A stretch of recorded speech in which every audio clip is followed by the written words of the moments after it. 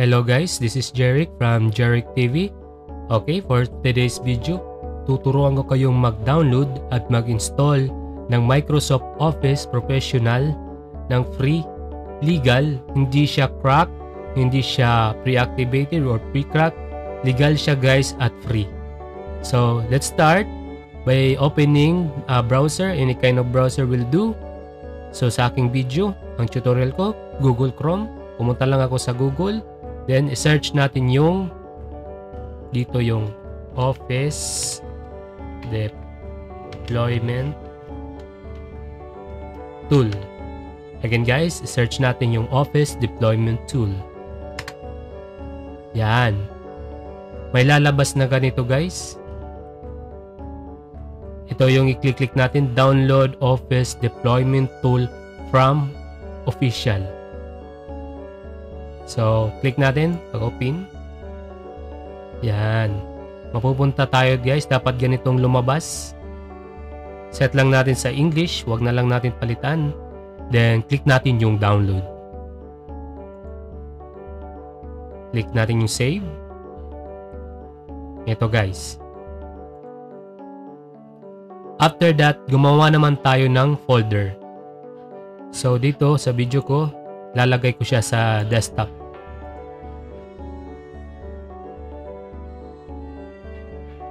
Andito na siya guys. I-rename lang natin ng folder para hindi tayo mawala. MS Office 2021. Yan, nandito na siya. Babalik naman tayo sa kung saan dinownload natin yung Office Deployment Tool. Open natin siya guys. Click to accept the software license term. Dito. Click natin continue. Pupuntahan naman natin kung saan natin ginawa kanina yung folder. Itong MS Office 2021, itong kaninang ginawa natin folder sa desktop. Click natin yung OK para ma-extract yung file. Files extracted successfully. Okay guys. Mag-open naman tayo ng new tab. Search naman natin yung Office Customization Tool. Again guys, i-search natin yung Office Customization Tool. Hit natin yung enter para ma-search. Ito siya guys, may lalabas na ganito. Ito yung i-click natin or i-open. Office Customization Tool, Microsoft 365 Apps Admin Center. Open natin siya guys. Hintayin lang natin mag-loading. Yan, ito na. So, dito muna tayo sa architecture. Dito kung anong operating system ka, pero usually yung operating system dito sa Pilipinas, yung mga computer at laptops ay 64-bit. So, 64-bit, leave it as it is. Then, dito naman tayo sa Office Suites. So for today's video, ang i-download and install natin ay Microsoft Office Professional Plus 2021. So hanapin lang natin yung Office LTSC Professional Plus 2021. Ito Office LTSC Professional Plus 2021 Volume License. Again, ito guys yung i-select natin. Yan. Sa video, ikaw lang kung anong option ilalagay mo, pero wag mo na lang pakialaman guys. Dito sa updates channel, wag mo na lang pakialaman, leave it sa default. Dito sa apps, ikaw lang kung anong gusto mong gamitin sa Office 2021. Kung gusto mo magkaroon ng Skype, click mo lang yung Skype for Business. Kung OneDrive, leave on. Pero talaga yung mga gamit dito ay Access, Word, PowerPoint, Excel, Publisher. Pero kung meron kang gustong magamitin, on mo lang guys. So, yung ginagamit ko lang dito ay Access, PowerPoint, Word, Excel at Publisher. So, off ko to. Off. Off. Yan.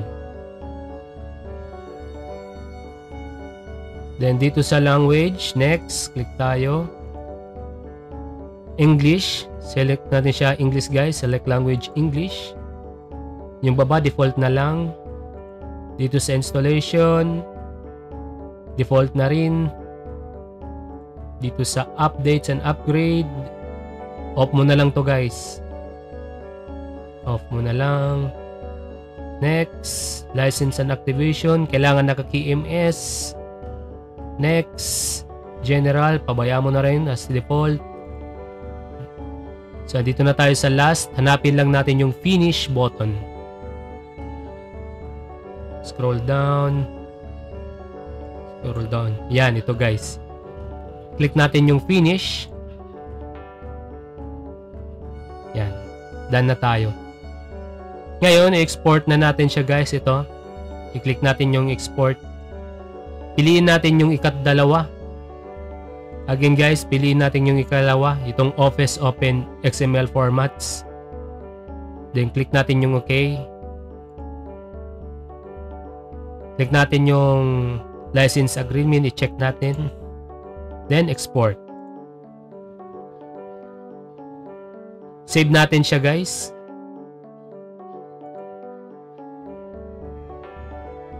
Then bumalik naman tayo sa desktop. Ito. I-copy natin siya guys sa local disk C or cut. Ikaw lang kung anong gusto mo. Paste natin siya guys dito sa local disk C. Then after that, open natin siya guys. I-delete natin to. Tapos, yung dinownload natin kanina, i-paste naman natin dito. Yung configuration kanina. Ito. Cut natin. Punta tayo sa C. Paste natin siya guys. Yan. So ready na tayo. Open naman natin yung CMD. Command prompt. Ito guys. Search natin yung CMD. Then command prompt. Run as administrator. Right click at run as administrator. Pumunta tayo sa local disk C.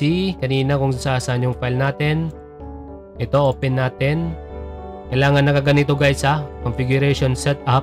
Then pumunta tayo sa taas para makopy natin yung directory or location ng office.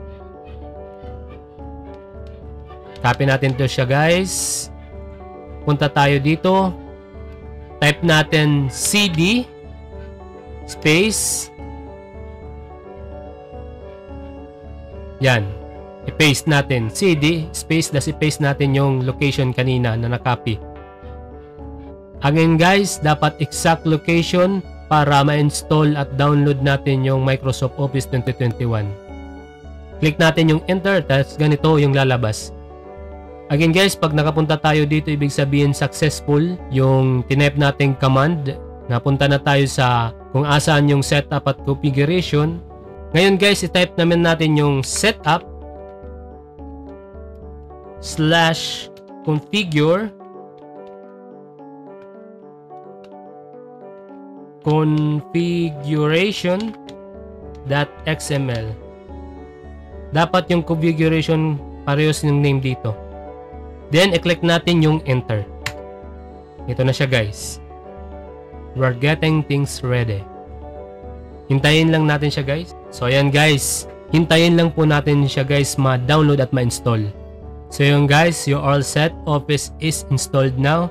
So ibig sabihin nito, pag may nag-prompt na ganito, ibig sabihin successfully na-install yung Microsoft Office 2021 Professional Plus. So, check natin siya guys. Close lang natin to. Search natin yung Word. Yan, ito na siya. Installed siya guys. Open natin. Accept lang natin to guys. Close. So yan, successful natin na-install yung Microsoft Office 2021 Professional Plus. Ayan po, done na po tayo sa downloading at installation ng Microsoft Office 2021 ng free at legal. Again, free po ito at legal. At kung meron po kayong katanungan, pwede po kayong mag-comment below. Kung nagustuhan nyo yung video na ito, don't forget to like and subscribe at share na rin para makatulong sa ibang mga content creators at people. At kung gusto nyo po ng tech support kagaya ng mga software installation at etc., pwede nyo po akong makontract online via my FB page. Yung link ay nasa description. Click nyo po yan at mapupunta kayo sa FB page ko at mag-message lang po kayo kung nagpapatulong po kayo or meron din kayong mga katanungan. So again, this is Jeric TV. Thank you for watching the video.